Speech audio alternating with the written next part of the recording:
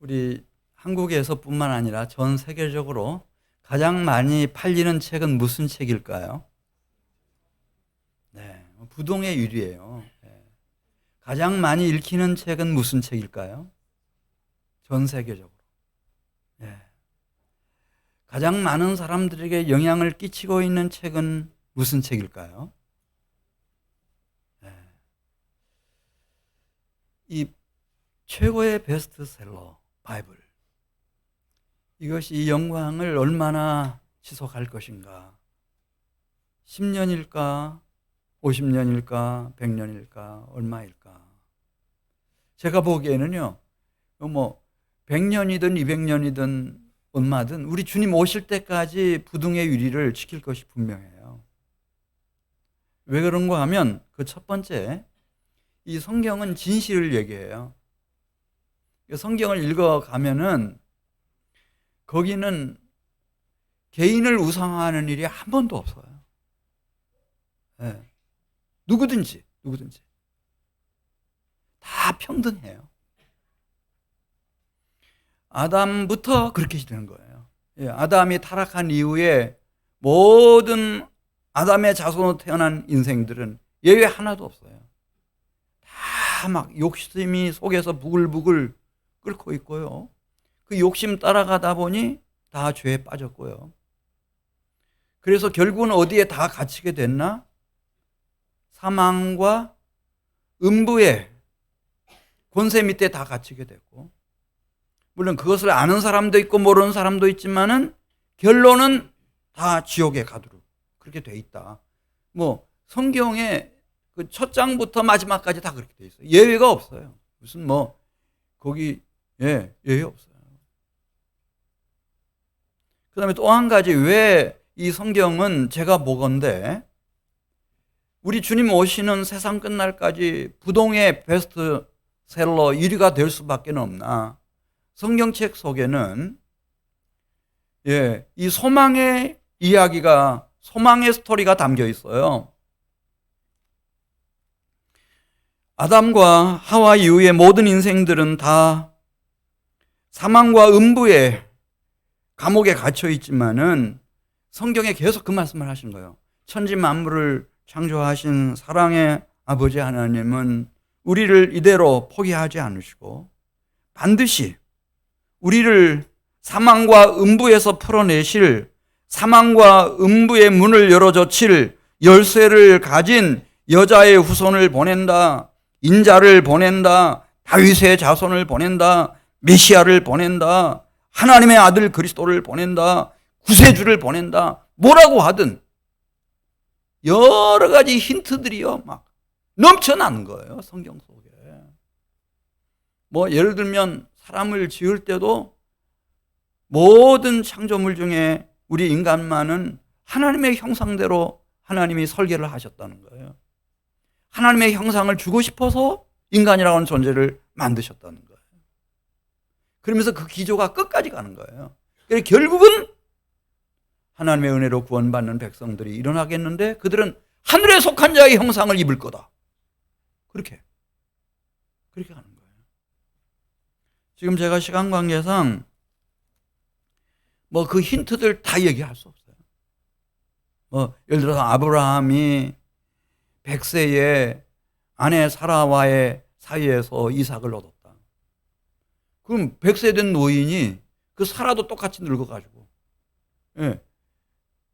아이를 생산할 수 있는 생산 능력이, 생식 능력이 다 없어져 버린 거예요. 그런데 100세에 하나님이 약속하신 이 이삭을 딱 얻고 보니까 아브라함 마음속에, 사라의 마음속에 막 믿음이 솟구치기 시작하는데, 이야, 이 하나님은 그렇잖아요. 자녀를 생산할 수 있는 능력이 다 없어져 버린 죽은 자와 비슷한 사라의 그 생산 기능을 다 회복시켜내시고, 우리는 할아버지 할머니 네외밖에 없었는데 우리 부부 사이에 내 품에다가 외아들 이삭을 안겨주시고, 하나님은 죽은 자를 살리시고 없는 것을 있는 것 같이 불러내시는 하나님이시구나, 이 기조. 그리고 당신의 외아들 독생자, 그리스도 예수를 통해서 실로 하나님은 죽은 자를 살려내시고 없는 자를 있는 것 같이 불러내시는 하나님이신 것을 증명해 보여주셨어요. 다 그런 얘기예요. 성경 어디든지 읽어보세요. 그 소망의 스토리가요, 막 넘쳐나죠. 이 세상에 그런 소망, 게임한다고 그런 소망이 생깁니까? 이 세상이 향락에 빠져든다고 그런 소망이 생깁니까? 이 세상 어느 곳에 그런 소망이 있습니까? 성경에만 그 소망이 있는 거예요. 그러니까 저는 믿어요. 그 모형, 소망의 스토리의 모형. 사르밧이라고 하는 과부가 그 어려움 속에서, 가난 속에서 하나님의 종 선지자 엘리야를 지극정성으로 섬겼다. 그 아들이 죽었는데 살아났다. 그 얘기. 또 수넴 여인이 엘리사를 섬겼는데 그 자식이 죽었다가, 원래 없던 자식인데 하나님이 주셨고 죽었다가도 살아났다. 에녹이라고 하는 인물이 있었는데 창세기부터 그런 얘기가 나온 거예요. 이 사람은 300년을 하나님을 지극정성으로 공경하고 하나님과 동행했다는 거예요. 그러니까 하나님이 에녹을 데려갔다는 거예요, 이 땅에서. 이게 무슨 얘기인가? 이게 다 소망의 스토리예요. 하나님에게는 그런 자격이 있고 그런 권세가 있고 그런 능력이 있다는 거예요. 엘리야라고 하는 선지자는 막 제자들이 보는 앞에서 하나님이 불말과 불병거를 보내가지고 그를 하늘로 데려갔다는 거예요. 그게 부활에 대한 소망의 스토리예요.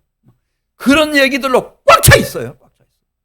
70년 만에 유다가 다 망했는데 성전도 다 없어져 버렸는데 하나님은 70년 만에 남은 자들을 데려다가 성전을 다시 완공하고 성벽을 다시 쌓고 유다 나라를 다시 막 일으키더라.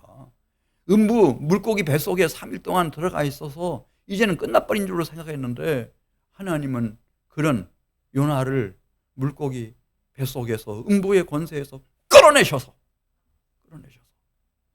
살려내셨을 뿐만 아니라 저 아수르의 수도 니느웨를 회개를 시켰다. 그런 얘기. 근데 정말 사망과 음부의 열쇠를 가지신 그분이 오셨어요. 그리고 그동안의 모든 유대 사회의 기존 질서를 다 뒤엎는 사건을 일으킵니다. 그건 바로 예루살렘 코앞 베다니에서 죽은 지 나흘 돼서 이미 장례식 끝난 나사로를 살려낸 거예요. 이것도 감당할 수 없는 충격인데 그때 그분이 이런 얘기를 했어요. 많은 사람들이 보는 앞에서. 나는 부활이요 생명이다. 그리고 이 마태복음에 보면은 이제 제자단이 구성이 되고 제자들이 비로소 예수님을 진지하게 대하기 시작했어요. 그리고 한 제자가 주는 그리스도시요 살아계신 하나님의 아들이십니다. 그게 신앙 고백하자마자였어요. 주님이 이 얘기하러 오셨거든요. 뭐라고 말씀하시는가? 당신이 예루살렘에 올라가서 장로들, 대제사장들, 서기관들에게 이제 고난을 받게 될 것이고 십자가의 죽임을 당하게 될 것이고 그렇지만 3일 만에 다시 살아난다. 그 소망을 얘기하는 시작하는 거예요. 아니, 죽었으면 끝나는 거 아닙니까, 여러분? 우리는 그걸 자연의 법이라고 생각해요. 사람이 죽어서 무덤에 가고, 이거 다 자연의 법칙이라고 생각하지. 근데 그걸 이기고 살아난다는 얘기를 하시면서 한 번만 했으면 괜찮은데 마태복음 17장 23절에 보면 또 똑같은 말씀을 하세요. 예루살렘에 올라가실 때도 그 도상에서 똑같은 말씀을 하셔요. 나 지금 이렇게 예루살렘에 올라가는데 대제사장들, 서기관들에게 내가 넘겨질 것이고 그들은 나를 조롱하고 채찍질하고 십자가에 못 박아 죽일 것이지만 너희들은 기억해라. 3일 만에 내가 다시 살아날 거다. 마태복음 26장 2절에서도 그런 말씀을 하시고 돌아가시기 전날 밤에도 똑같은 말씀을 하신 거예요. 그러니까 이게 어쩌다가 하는 얘기가 아니고 예수님이 이 얘기 하려고 오신 거예요. 사실은 그때 예수께서 제자들에게 이르시되 오늘 밤에 너희가 다 나를 버리리라. 살아야 되니까, 일단 살고 봐야 되니까 다 도망칠 거라는 거예요. 기록된 바 내가 목자를 치리니 양의 떼가 흩어지리라 하였느니라. 그러나 내가 살아난 후에 너희보다 먼저 갈릴리로 갈 거다. 우리 갈릴리에서 만나자는 뉘앙스를 아주 강하게 내비치면서 만나자. 근데 한 명도 못 알아들어. 이게 말이 돼야 이걸 받아들이죠. 말이 안 되니까 죽으면 죽은 거지. 어떻게 죽었다 다시 살아납니까? 그러니까 남자 제자들은 고사하고 그 신앙 좋은 막달라 마리아를 비롯한 여제자들도 한 명도 못 알아들어요, 이 말을. 그리고 예수님 돌아가시고 난 3일째 되는 날 새벽 이 여제자들이 예수님 무덤 찾아가잖아요. 찾아갔다가 깜짝 놀라죠. 무덤이 텅 비어 있는 거예요. 예수님의 시신을 누가 훔쳐갔구나. 얼마나 통곡을 하는지 막 눈물이 막 시냇물처럼 흘러내려요. 너무 안 됐으니까 주님이 천사를 보내잖아요. 천사를 보내가지고 얘기해 주시는 거예요.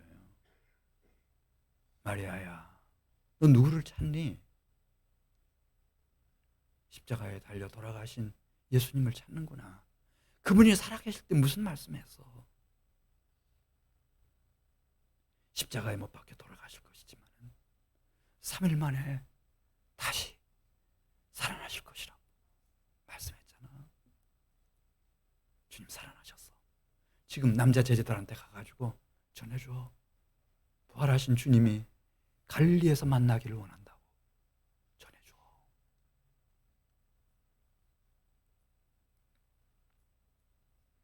예수님이 이 얘기하려고 오신 거예요. 그러니까 이 성경은 부동의 베스트셀러 1위를 우리 주님 오실 때까지, 세상 끝날까지 유지할 수밖에 없어요.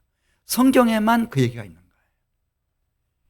죄 없는 인생이 없고 욕심 없는 인생이 없고, 마지막에 보면은 뭐 대단한 제왕이나 영웅 호걸들도 다 사망과 음부의 권세 밑에 다 무릎 꿇고 불과 유황으로 영원히 타오를 지옥불에 다 던져질 인생들인데 어디에 희망이 있습니까, 여러분? 이 땅에는 사망과 음부의 권세에서 벗어날 소망이 없습니다. 근데 그분이 사망과 음부의 열쇠를 가지시고 이 세상에 찾아오셔서 최초로 그 얘기를 하시는 거예요. 나는 부활이요 생명이다. 나는 3일 만에 다시 살아난다. 그리고 부활하신 주님이 죽음이 두려워서 덜덜 떨면서 한 다락방에 문을 다 있는 대로 걸어 잠그고 숨어 있었을 제자들에게 찾아오셨어요. 그 누가복음 24장 44절에 있는 말씀 보면 당신이 이 세상에 왜 왔는지, 살아계신 동안에 무엇을 가르쳤는지, 모세의 율법과 선지자의 글들과 시편의 내용의 핵심 메시지가 뭔지 얘기하는 거예요. 이 모든 것이 이루어져야 하리라 한 말이 너희가 지금 만나고 있는 나를 통해서 보여주고 있는 부활 생명이다. 모든 것이 이루어져야 하리라 한 말이 이것이니라 하시고 이에 그들의 마음을 열어 성경을 깨닫게 해 주셨다. 이 소망의 스토리, 소망이 없는 이 세상에 소망의 스토리, 이거 전해주시려고, 이거 보여주시려고 그분이 오신 겁니다.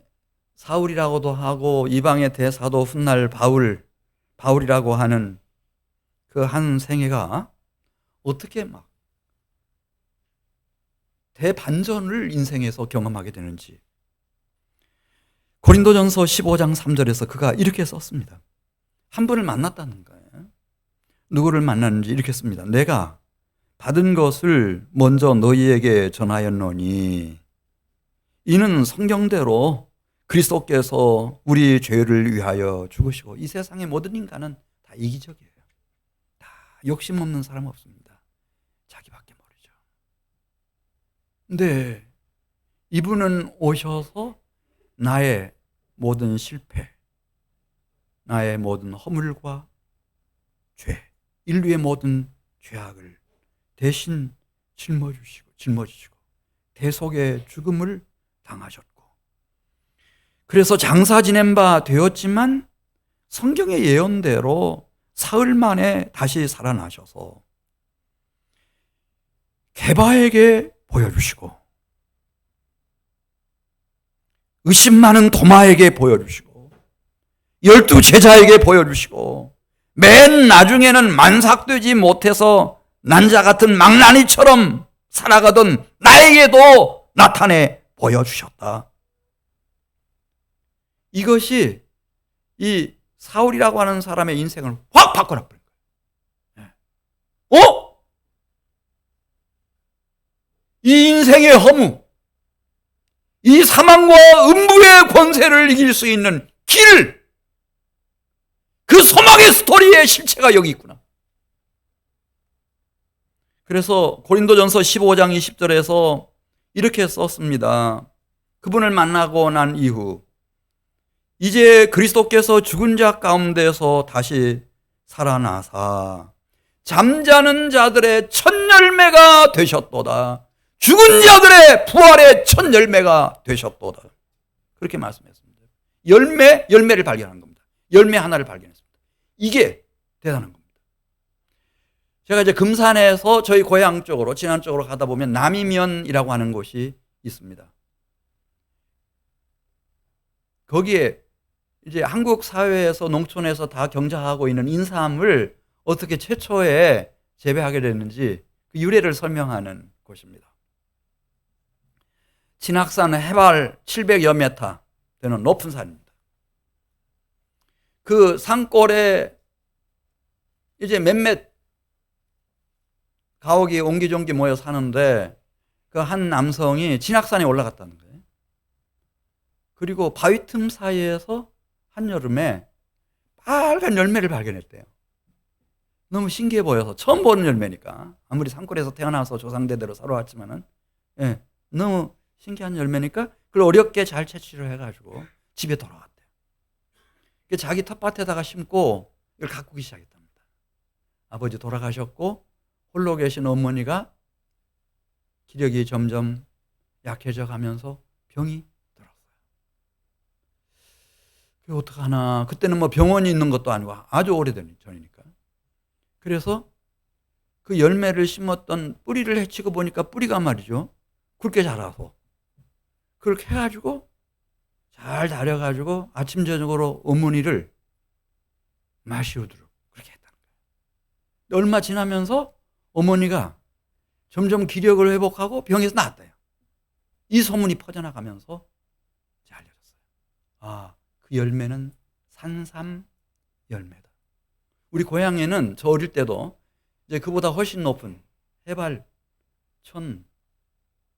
1200m 가까이 되는 운장산이 있는데, 거기에 그 동네 중에 교회가 있는 그 중리라고 하는 동리가 있고, 거기 대광교회가 있습니다. 대광교회 우리 집사님들이 운장산에 갔다가 막 산삼을 막 수십 뿌리를 해가지고 그걸 가지고 교회 증축했던 일 있었습니다. 그렇게 아직도 산삼이 이렇게 있습니다. 이건 실제 사건으로 이해하시면 됩니다. 그래, 이게 이제 약 효험이 아주 영험하다 이렇게 소문이 나면서 이제 그 개 삼촌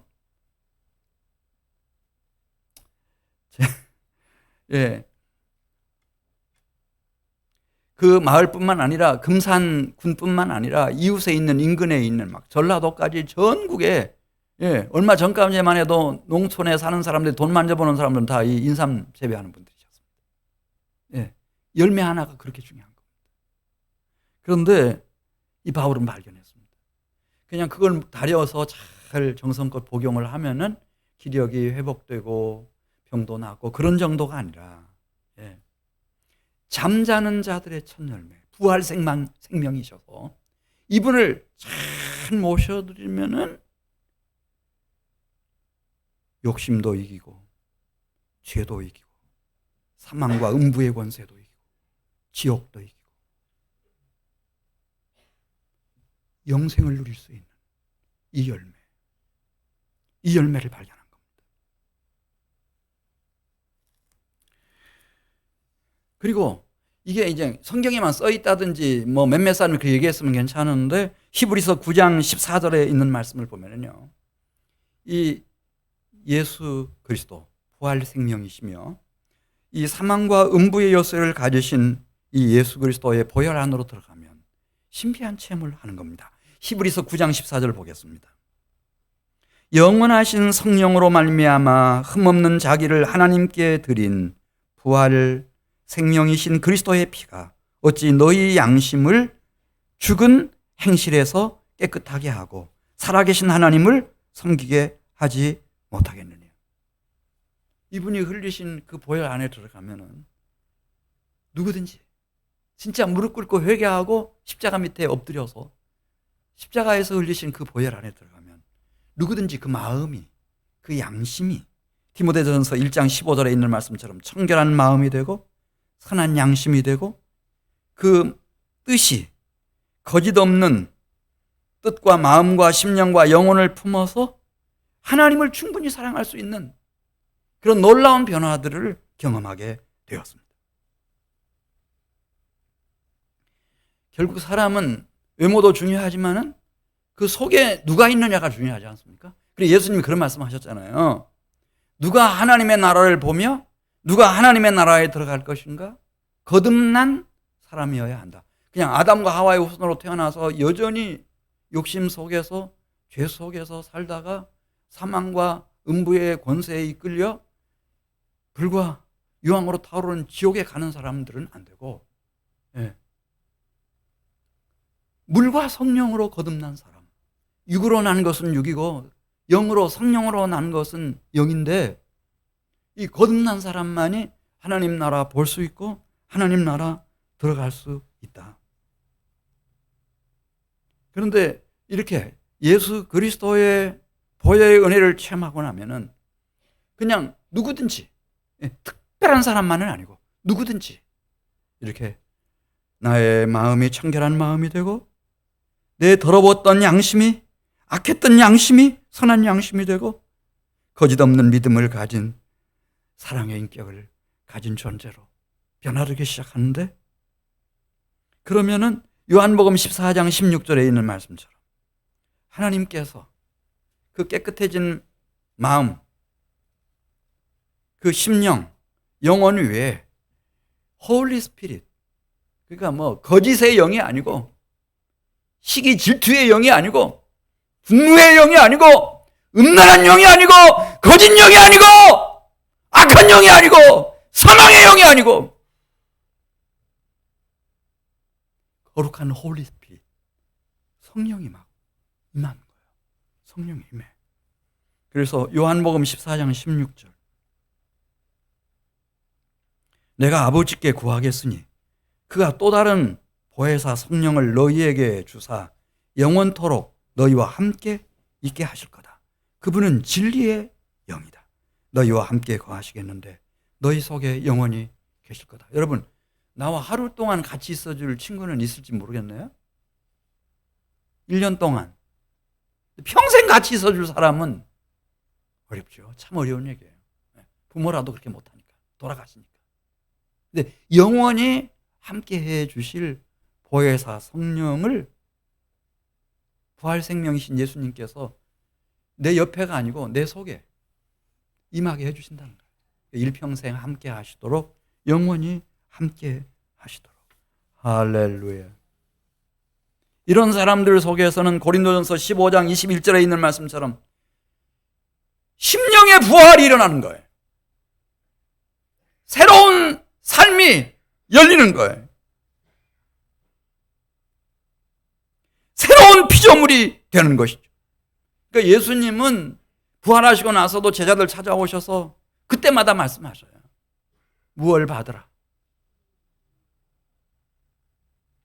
성령을 받으라. 마지막 승천하시면서도 성령의 권능을 받으라. 전도할 생각, 선교할 생각, 굉장한 일 도모하기 전에 예루살렘 떠나지 말고 먼저 뭐 받으라고? 성령의 권능을 받으라.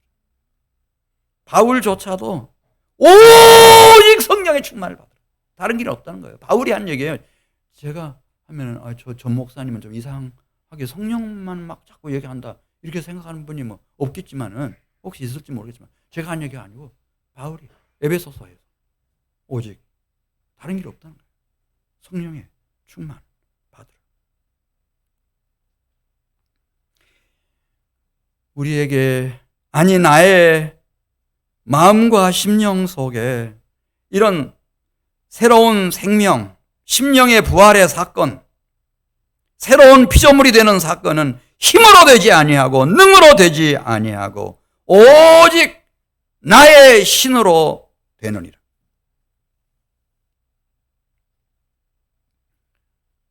이 심령의 부활이 일어나지 않으면요, 부활? 몸의 부활? 정말 믿기 어려워요.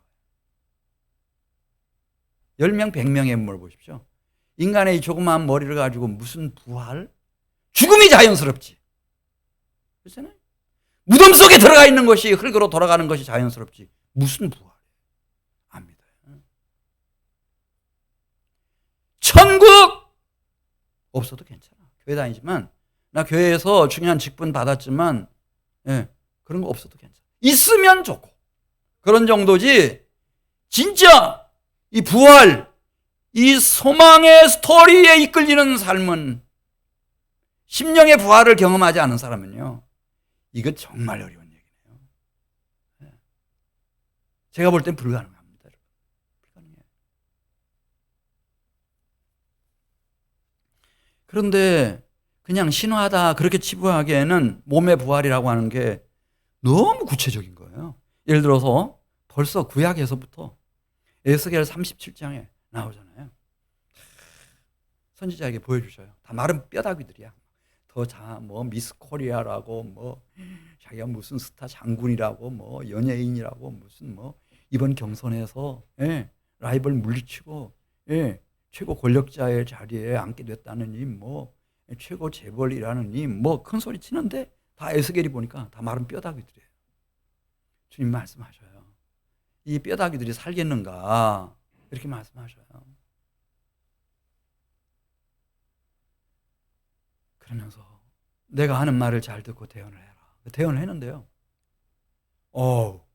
이 하나님 말씀이 이 선포가 되니까 뭐가 막 움직이는 거예요. 움직여. 움직이는 소리가 나요. 뼈들이 막 움직이죠. 뼈와 뼈들이 연결되고 거기에 힘줄이 오르고 살이 오르고 살갗이 덮이고 그런데 그냥 있어요. 그냥 진흙덩이처럼 있는 거예요. 주님 말씀하셔요. 너 생기를 대언해라. 생기를 대언했더니요, 이들이 일어서는데 그 숫자가 얼마나 많은지 극히 큰 군사더라. 엄청나게 큰 군사. unexceedingly great army. 셀 수 없는 어마어마한 하늘의 백성들이 확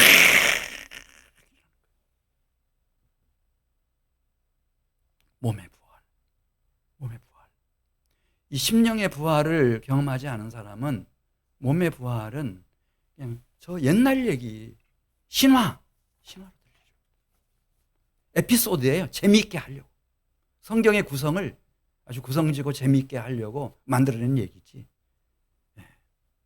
근데 바울이 실제로 잠자는 자들의 첫 열매이신 그리스도 예수를 만났을 때 그 인생관이 어떻게 바뀌는지 빌립보서 3장 8절 이하에서 썼어요. 이렇게 썼어요. 내가 그 그리스도를 위하여 모든 것을 잃어버리고 배설물로 여김은 그리스도를 얻고 그 안에서 발견되려 함이니 내가 그리스도와 그 부활의 권능과 그 고난의 참여함을 알고자 하여 그의 죽으심을 본받아 어떻게 했든지 죽은 자 가운데서 무엇에 이르려 하노라. 주님 만나고 나니까 부활, 소망의 스토리가 그냥 부어져 버린 거예요. 바울 마음속에. 그래서 이전까지 이건 나에게 참 필요한 건데 참 유익하겠다 이렇게 생각했던 모든 것들, 이건 나의 인생의 평생의 목표라 생각했던 그 모든 희망들 다 배설물처럼 여겼다는 거예요. 예, 나를 인생의 허무와 사망과 음부의 권세에서 건져내시고 나를 부활의 몸으로 하늘의 형상을 입게 하시고 하나님 나라로 이끄실 이 소망의 스토리, 그 주인공을 만나고 나니까 한 가지 생각밖에 없는 거예요. 부활, 몸의 부활. 할렐루야, 몸의 부활. 그러니까 다른 거 다 배설물 같이 여겼다. 그러니까 위대한 하나님의 종이 될 수밖에 없죠. 죽음도 두려우지 않아요. 왜냐하면 이런 그 소망의 스토리를 가진 사람들에게 죽음이라고 하는 것은 의미가 확 달라지거든요. 고린도전서 15장 42절부터 있는 말씀을 보면요, 심는 거라는 거예요. 더 좋은 것을 우리가 수확하기 위해서 농부가 밭에다가 미라를 심고 이렇게 하듯이 씨앗을 심듯이 심는 거라는 거예요. 보세요. 죽은 자의 부활도 그와 같으니 썩을 것으로 심고 썩지 아니할 것으로 다시 살아나며, 욕된 것으로 심고 영광스러운 것으로 다시 살아나며, 약한 것으로 심고 강한 것으로 다시 살아나며, 육의 몸으로 심고 신령한 몸으로 다시 살아나나니 육의 몸이 있은즉 영의 몸도 있느니라. 그러면서 15장 57절에 한 인생의 진정한 이김, 승리는 무언가? 우리 주 예수 그리스도로 말미암아 우리에게 이 부활의 소망, 이 소망의 스토리를 이루신 영생, 이 영생이 진정한 승리라는 거예요. 다른 건 다 바람처럼 지나가는 거니까. 영원히 하나님의 형상을 입고 아버지의 나라에서 영생 복락을 누리는 영생을 얻은 자가 진정한 승리자다. 돈 좀 없어도 괜찮아요. 유명한 사람은 안 돼도 괜찮아요.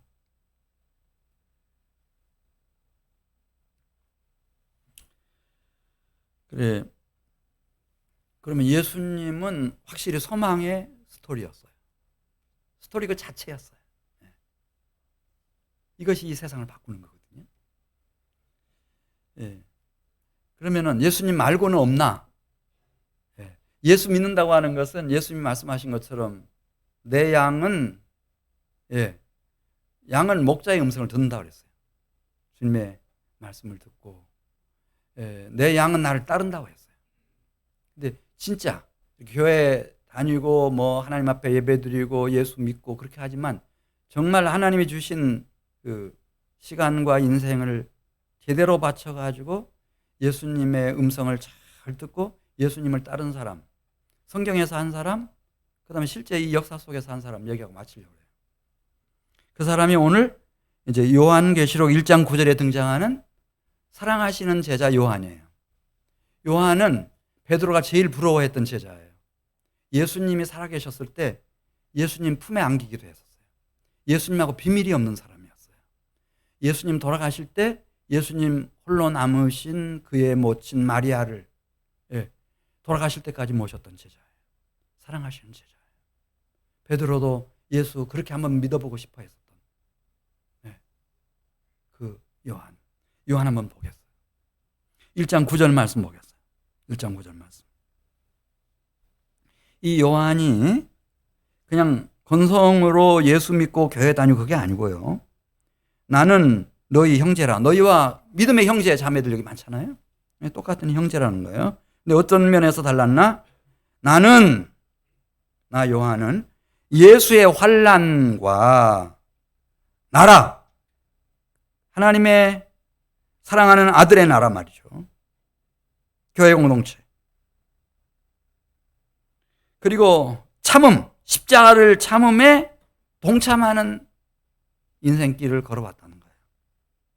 이걸 요약하자면은 이제 하나님 말씀을 잘 경청하고 그 말씀을 순종하면서 예수 그리스도를 증언했다는 거죠. 그랬더니 어떤 결론에 도달하게 됐나? 무인도 반모섬이라고 하는 곳에 갇혀서 유배 생활을 하게 됐다는 거예요. 이걸 우리는 불행이라고 생각할 수 있겠어요. 근데 하나님 눈에는 벌써 예수님을 따르다가 이 요한은 구별된 자리에 들어와 있는 거죠. 거룩한 땅에 들어와 있는 거예요. 이게 다른 거예요. 이게 필요해요. 그래서 우리가 이 땅에 하나님이 성전을 이렇게 두셨어요. 이 세상과 구별되는 성전. 이 성전이 필요한 거죠. 그 다음에 10절에 있는 말씀을 보면은 그러다가 드디어 주의 날이 왔어요. On the Lord's Day. 주의 날. 기도하고 경건한 마음으로 하나님의 말씀을 묵상하고 찬양하고 예배드리다가 성령의 감동을 받아요. 그러니까 이 원리는 지난 2000년 동안 그리고 앞으로도 변함이 없을 거예요. 우리 중에 혹시 성령에 관심이 가는 분들은 한민교회 다니려면요, 이런 관심 갖지 않고는 힘드실걸요. 제가 이제 은퇴할 때까지는 이거 할 거니까요. 네. 성령 얘기할 거니까. 그리고 후임도 이 성령의 신비와 능력을 아는 분이 오시기를 저는 기도하고 있거든요.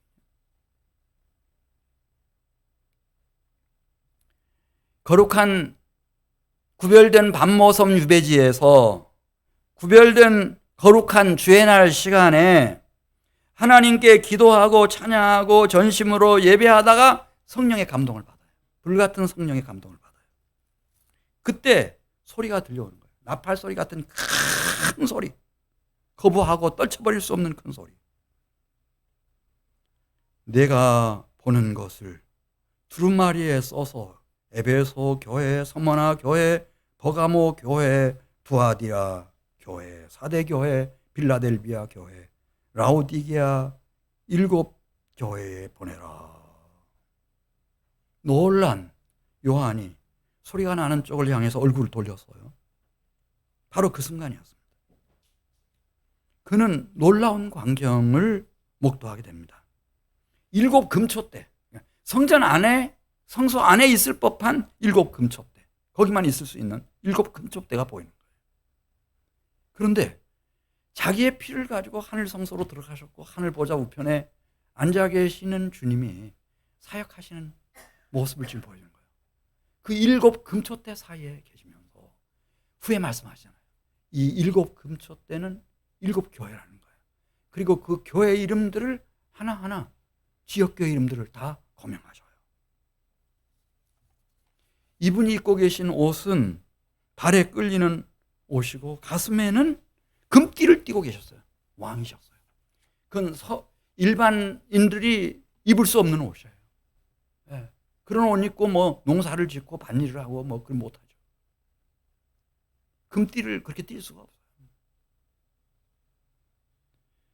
그래서 왕이신데 14절 가서 보면은 이 세상의 왕들과 완전히 차별화된 왕이에요.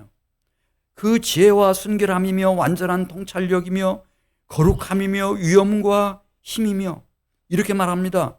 그의 머리와 털의 희기가 흰 양털 같고 눈 같으며 그 눈은 불꽃 같고 그의 발은 풀무불에 단련한 주석 같고 그의 음성은 많은 물소리 같으며. 이분이 사역하시는데, 말씀 사역을 하시는데 이분의 오른손에 7뼈를 가지고 계신 거예요. 여러분, 이 교회라고 하는 기관을 여러분들이 얼마나 아시는지 모르겠네요. 이 만왕의 왕, 만주의 주의 시선이 절대 떠나지 않는 곳이에요. 그 7 금초대 사이에 이분이 계시는 거예요. 이 교회에는 만물 위에 있어요. 그리고 이 교회의 머리는 그리스도 예수셔요. 이 머리와 우리 몸뚱이를 나눌 수 없죠. 그런 것처럼 이 교회와 그리스도 예수는 분리된 게 아니에요. 하나로 연결되어 있어요. 손에 무엇을 가지고 계셨다고 그랬어요? 아주 소중한 표정으로 7뼈를 가지고 계셨어요. 그 7뼈는 7 교회의 사자라고 말했습니다. 메신저들이에요. 천사도 메신저가 될 수 있지만 하나님이 기름 부어 세우신 목사님도 메신저가 되셨어요. 다 붙잡고 계시는 거예요.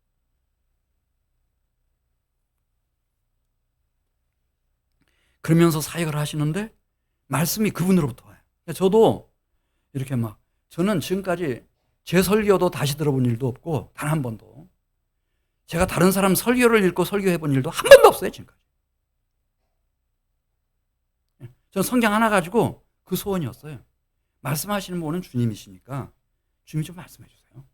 오늘 부활절이네요. 말씀해 주세요. 그 얘기예요. 주님의 입에서부터 말씀이 나오는데 이게 좌우의 날선 검 같았어요. 생명의 말씀 사역의 모습을 보여주는 거예요. 그 얼굴은 해가 힘있게 비치는 것 같았어요.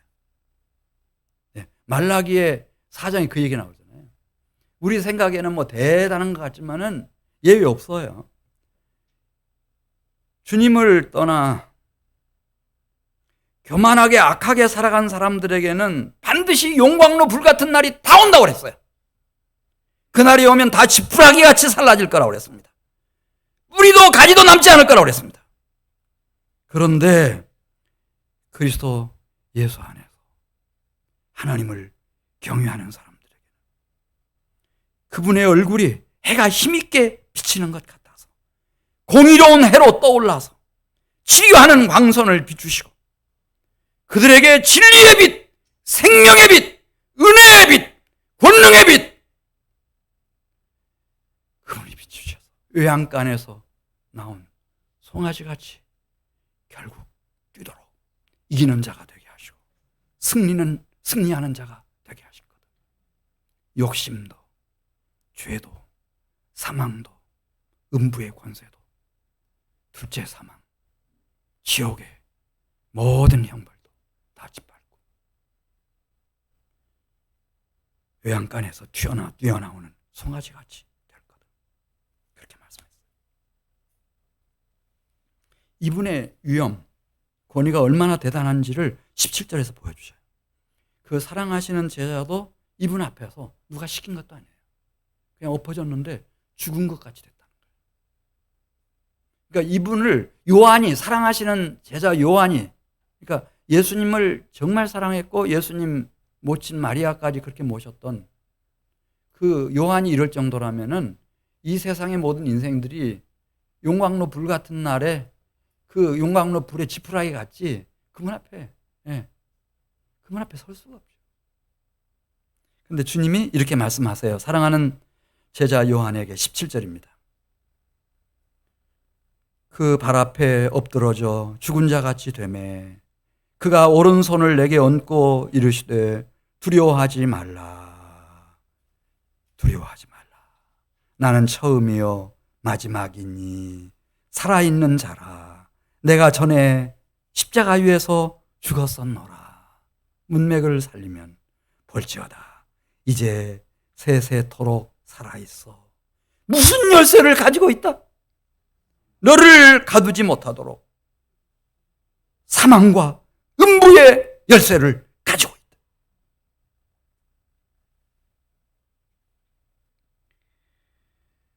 그러면서 20절 말씀, 내가 본 것은 내 오른손에 7별의 비밀과 또 7금초대라. 7별은 7교회의 사자요 7금초대는 7교회니라. 그러면서 요한에게 소망의 스토리를 불붙여 주시는 거예요. 이야, 이런 소망이 있구나. 짐승처럼 그렇게 이기적이게 자기 하나밖에는 모르고 욕심을 끌려 살다가 죄 가운데서 사망과 음부의 권세 밑에서 불과 유황으로 영원히 타오를 지옥불에 던져질 수밖에 없는 이런 인생 속에 사망과 음부의 열쇠를 가지고 찾아오셔서 우리를 부활 생명으로 일으키시는 분이 계시는구나.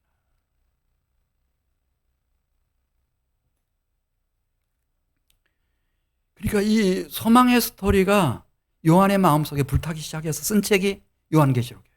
요한계시록. 자, 시간 관계상 요한계시록 21장 10절로 가겠어요. 예. 혈과 육은 영원한 하나님 나라의 기업, 천국을 이어받을 수 없고 또한 썩는 것은 썩지 아니하는 것을 기업으로 받을 수 없다. 그렇게 말씀하신 것처럼 이제 그리스도 예수의 보혈 안에서 심령의 부활을 경험한 성도들이 성령으로 이 사람들이 우리 주님 재림하실 때 몸의 부활, 하늘에 속한 자의 영광스러운 몸으로 다시 살아나는 몸의 부활을 경험하게 되고, 그래서 어린 양 그리스도 예수와 함께 어린 양의 혼인잔치에 들어가게 되고, 천년왕국에서 그리스도 예수와 함께 하나님의 사랑하는 아들의 나라를 세우는 일에 귀하게 쓰임받고, 그리고 어디에 들어가나 우리 요한계시록 21장 10절 이 사명을 마친 사람들이 등불이 되시는 그리스도 예수를 따라 새 하늘, 새 땅, 거룩한 성, 새 예루살렘 성으로 들어갑니다. 이들을 위해서 준비해 놓으신 하늘에 속한 자의 형상을 입고 부활한 몸의 부활을 경험한 성도들을 위해서 준비해 놓으신 그 나라. 10절 이것을 요한에게 보여주시면서 소망의 스토리가 막 차고 넘치도록 요한의 마음과 심령과 영혼 속에 머리끝에서 발끝까지, 그리고 요한계시록을 쓰도록 만드셨는데, 우리 요한계시록 21장 10절 말씀 같이 봅니다. 성령으로 나를 데리고 크고 높은 산으로 올라가. 여기 나는 누구죠? 사도 요한. 높은 산으로 올라가 놀라운 장면을 보여주시면서, 그래서 바울이 또 사랑하는 제자 요한이 다른 동료 사도들은 다 주 60년대 후반쯤 거의 다 죽었어요. 근데 어떻게 1세기가 끝나갈 때까지 100세가 다 되도록 살아가지고 이런 소망의 스토리를 퍼뜨렸나, 우리에게까지. 그 장면이 이제 10절에 나오는 거예요. 다시 10절 11절 읽습니다. 성령으로 나를 데리고 크고 높은 산으로 올라가 하나님께로부터 하늘에서 내려오는 무엇을 보여주셔요? 거룩한 성 새 예루살렘입니다. 새 예루살렘을 보이니, 그 성은 어떤 성인가? 하나님의 영광이 있어서 그 성의 빛이 지극히 귀한 보석 같고 벽옥과 수정같이 맑더라. 거기는 여호와 하나님이 나의 아버지가 되셔서 내 눈에서 눈물을 닦아주시고 다시는 애통하는 것이나 곡하는 것이나 아픈 것이나 사망이 없이 하늘 아버지의 보호 속에서 생명수를 마시며 생명나무의 열매를 먹으며 온 천사들과 함께. 이건 상상도 못 해본 일이니까. 에스겔 37장이 나오잖아요. 누가 하나님의 나라에서 하나님을 하루 24시간 지치지 않고 1년 365일, 아니 100년 1000년 영원토록 하나님을 찬양할 수 있나? 우리는 못합니다. 누구만 그렇게 하는가? 심령의 부활을 경험하고 몸의 부활, 하늘에 속한 자의 신령한 몸으로 부활한 몸의 부활을 경험한 사람들이, 여호와는 놀라우신 분이구나. 이분을 기뻐하고 이분을 감사하고 이분을 찬양하고 이분을 영광스럽게 해도 끝이 없는 거야. 샘물처럼 계속 솟구치는 거야. 여호와 하나님 놀라운 분이십니다.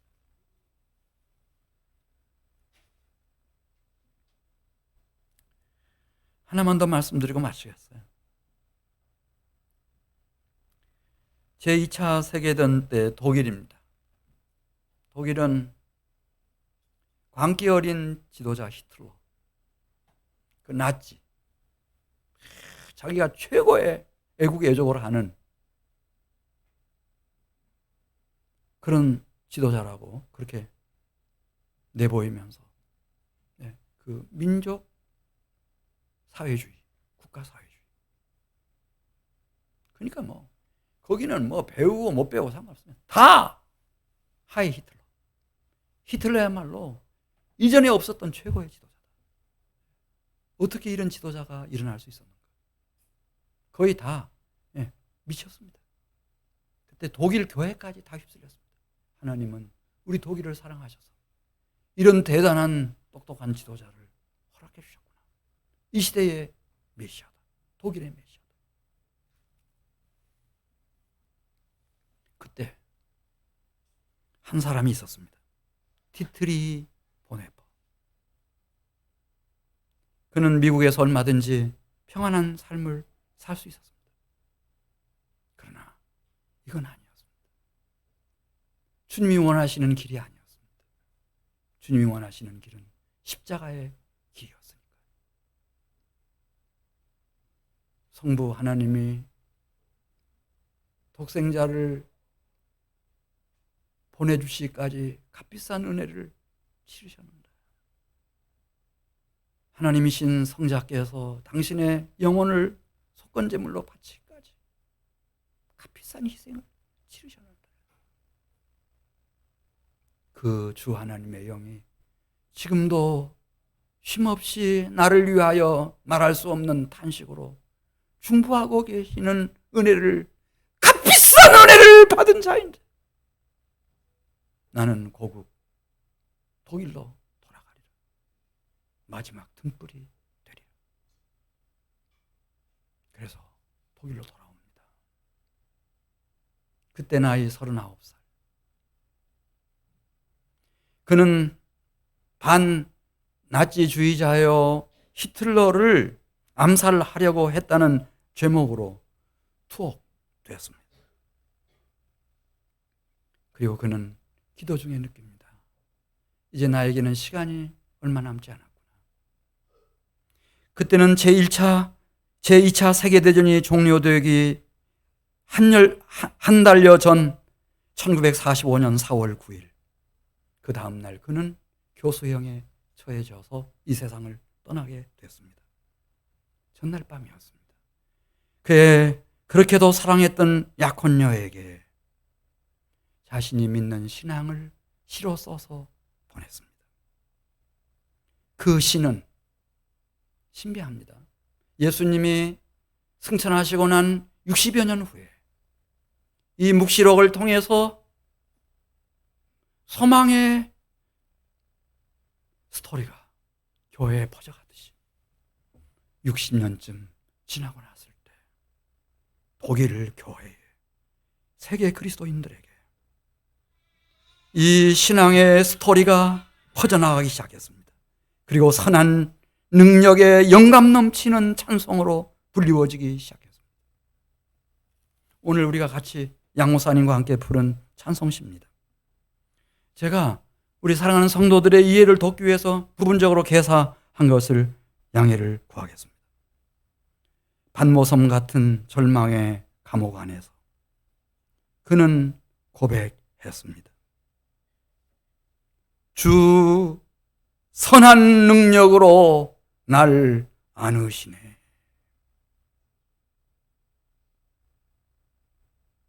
부활의 주님은 살아계셨고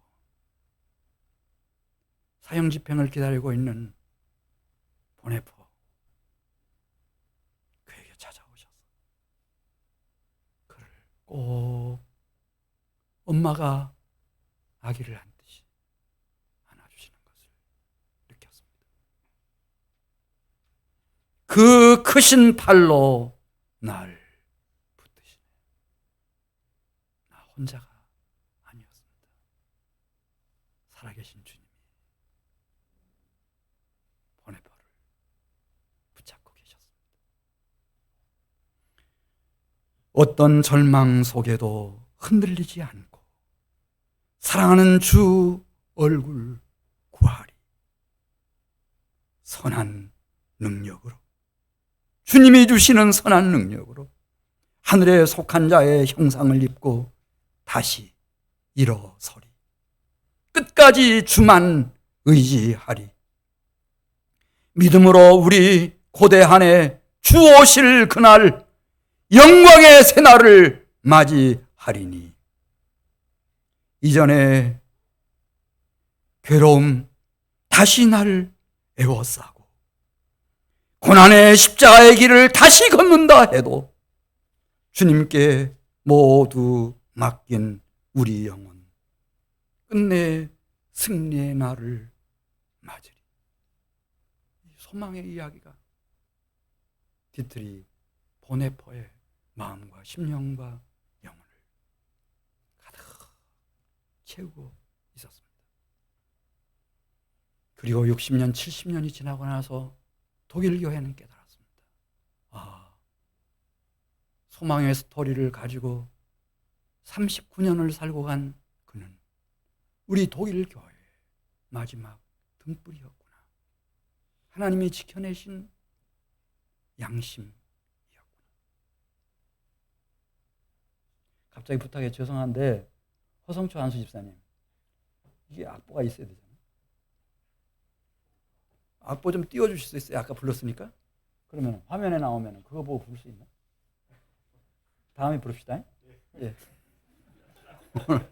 오늘 너무 많은 걸 불러서 우리 같이 기도드리겠습니다. 하나님